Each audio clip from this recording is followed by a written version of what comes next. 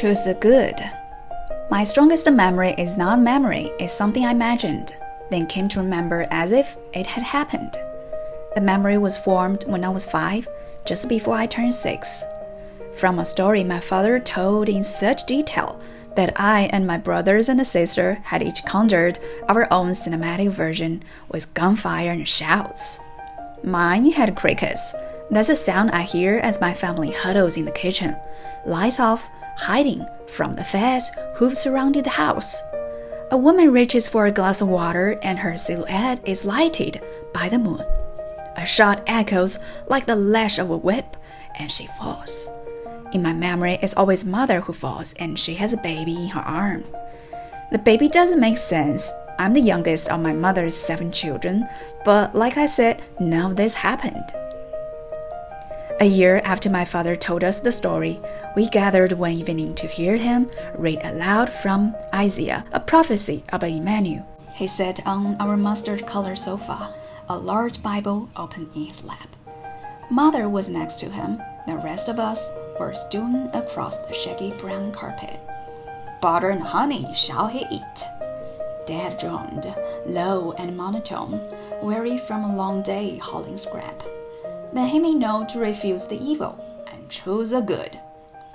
There was a heavy pause. We sat quietly. My father was not a tall man, but he was able to command a room. He had presence about him, the solemnity of an oracle. His hands were thick and leathery, the hands of a man who'd been hard at work all his life. And he grasped the Bible firmly. He read the passage aloud, a second time. Then a third, then a fourth. With each repetition, the pitch of his voice climbed higher.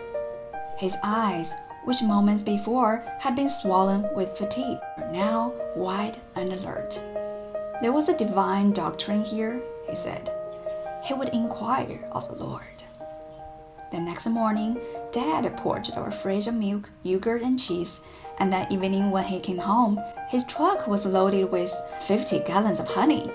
Isaiah doesn't say which is evil, butter or honey, Dad said, grinning as my brothers lugged the white tubes to the basement. But if you ask, the Lord will tell you. When Dad read the verse to his mother, she laughed in his face. I got some pennies in my purse, she said. You better take them. They'll be all the sense you got. Grandma had a thin, angular face and an endless store of faux Indian jewelry, all silver and turquoise, which hung in clumps from her spindly neck and fingers. Because she lived down the hill from us, near the highway, we called her Grandma Down the Hill. This was to distinguish her from our mother's mother, who we call Grandma over in town, because she lived 15 miles south, in the only town in the county, which had a single stoplight and a grocery store. Daddy and his mother got along like 2 cats with their tails tied together. They could talk for a week and not agree about anything, but they were tethered by their devotion to the mountain. My father's family had been living at the base of Buck's Peak for half a century. Grandma's daughters had married and moved away, but my father stayed, building a shabby little house, which he would never quite finish, just up the hill from his mother's, at the base of the mountain, and planking a junkyard, one of several next to her manicure lawn. They argued daily about the mess from the junkyard, but more often about us kids. Grandma thought we should be in school and not, as she put it, roaming the mountain like savages. Dad said public school was a ploy by the government to lead children away from God. I may as well surrender my kids to the devil himself, he said, as send them down the road to that school. God told Dad to share the revelation with the people who lived and farmed in the shadows of Buck's Peak. On Sundays, nearly everyone gathered at the church, a hickory-colored chapel just off the highway, with a small restrained steeple common to Mormon churches. Dad cornered fathers as they left their pews. He started with his cousin Jim, who listened good-naturedly while Dad waved his Bible and explained the sinfulness of milk.